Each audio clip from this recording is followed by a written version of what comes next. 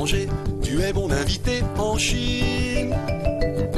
Grâce à mes amis chinois, ici partout je me sens chez moi en Chine.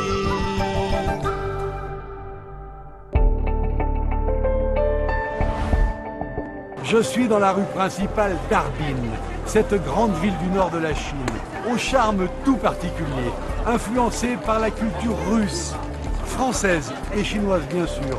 Et voici l'hôtel moderne, construit en 1906, devenu un symbole d'Harbin, sa plus merveilleuse carte de visite historique.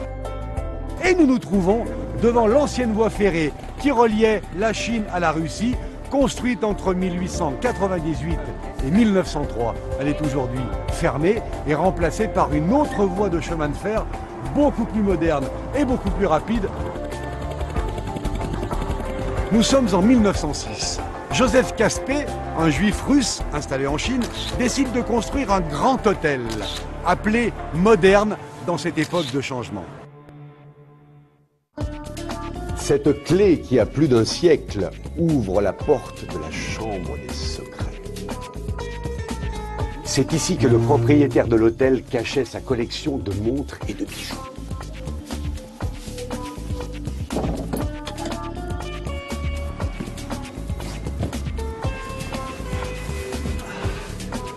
Ce carrelage est de 1900 et vient de France. Autre souvenir de cette belle époque, cette caisse enregistreuse venue, elle, des États-Unis. Je vous laisse imaginer les sommes faramineuses qui ont pu transiter par ce magnifique objet, devenu aujourd'hui pièce de musée. Là, on a une machine à café.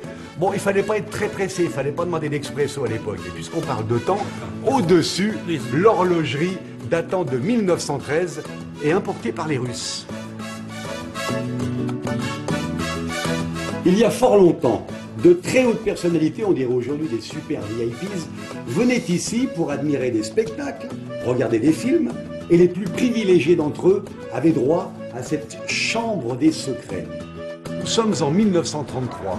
Simon Caspé, le fils du propriétaire de cet hôtel, est enlevé puis assassiné par un Russe, agissant sur ordre des armées japonaises qui commencent à occuper la région. Cela va créer un immense choc psychologique auprès de la communauté juive qui va commencer à quitter Harbin. Oui, je sais, ça fait un peu Spirou, mais il faut savoir que travailler ici, jadis, était un vrai privilège. Et des grandes stars de la musique, du cinéma et de la politique, des présidents ont dormi ici, dans ce lit. Vous voulez savoir qui? Ah non, non, non, non, non, c'est un secret. Un téléphone de plus d'un siècle, vous l'allez voir, ça marche encore. Allô? Monsieur Lio? C'est Olivier, Oliver. Yeah. Eh bien j'arrive. Monsieur Lio, quel bonheur de vous retrouver. Je deviens donc la 207e personnalité d'honneur de ce bel hôtel historique.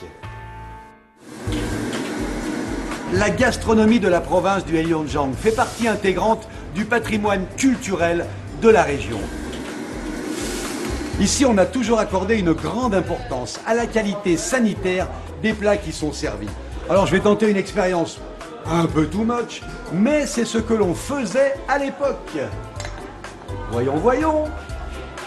Pas de petites bébêtes suspectes. C'est parfait.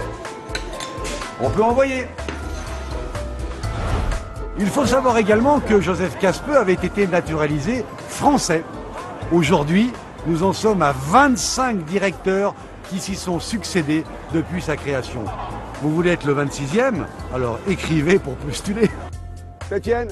Harbin Wo Ai Ni, je t'aime. Qu'ils sont gentils les habitants d'Harbin. Il y a plusieurs milliers d'années, ici même ne se trouvait point une ville, mais une immense forêt peuplée de féroces tigres. Eh bien justement, je vous propose d'aller retrouver les descendants des tigres de Sibérie dans la prochaine émission.